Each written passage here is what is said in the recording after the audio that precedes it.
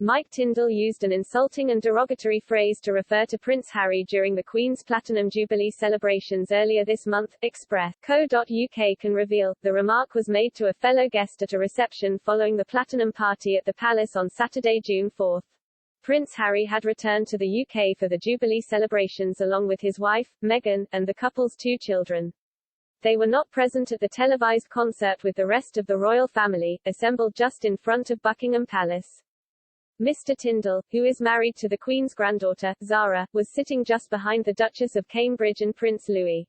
Mr. Tindall said that the open-air concert, featuring performances by the likes of Duran Duran, Diversity and Elton John, allowed the royals to chat and enjoy a drink together after the show. He told the Good, the Bad, and the Rugby podcast, "It was at the concert where there was a bit more of a chat together because we went in and had a drink with everyone after.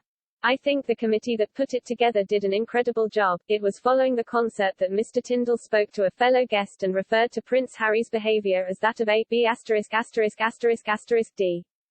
During the Jubilee celebrations, Meghan and Harry made just one official appearance with the rest of the royal family. They attended the service of Thanksgiving held at St. Paul's Cathedral on June 3, but were otherwise largely hidden from the public and the media throughout the celebrations. As the rows of royals exited the cathedral following that service, Zara paused near the exit with her husband to talk with those leaving the building. Television footage clearly shows them then approached by the Duke and Duchess of Sussex, who animately chatted with the Queen's granddaughter.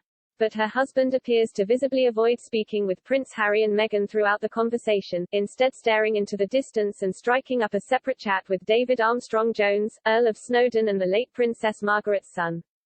Prince Harry and Meghan then move away from the Duke's cousin towards the steps of the cathedral, without acknowledging the ex-rugby union player. Speaking to Express.co.uk following the service, body language expert Judy James suggested that Mike's closeness to William appeared to have created a bit of a dilemma as Harry stepped out into Zara's group. She added, "Zara looks happy to chat and even turns fully to talk to Harry here, who is looking anxious and keen to get into his own car. Mike though remains facing forward, looking about and holding his order of service up with a look of awkwardness. In the end he talks to Viscount Lindley, who turns his own back on Harry, cutting the 2 men off from Zara's conversation with Harry." Royal commentator Lady Colin Campbell also claimed in the wake of the service that the Duke and Duchess of Sussex were avoided like the plague, and that nobody would speak to them. At a number of Jubilee events, Lady Colin told GB News, "Between the booing and the cold shouldering that they got from everybody, my understanding is that by the time they left they were absolutely spitting bricks. And then the coup de grace as far as they were concerned was not only that they were booed, but while they were waiting for their car, nobody would speak to them except Zara. Mike Tindall avoided them like the plague. He made absolutely sure he did not catch their eye." Mr. Tindall has previously joked that members of the royal family would like to throw a few punches at the Duke of Sussex.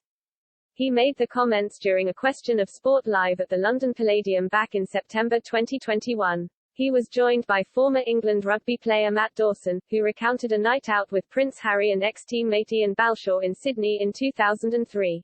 Royal expert Richard Eden said Balshaw and Tindall thought it would be amusing to throw a few punches at the prince to test how long it would take Harry's personal protective officers to intervene. Mr. Eden quipped, "A few seconds, it turned out." Mr. Tindall said, "At Balmoral, the family are now having the same conversation." He added, "Except the Queen has taken his security away." Express.co.uk has contacted Mike and Zara Tindall for comment.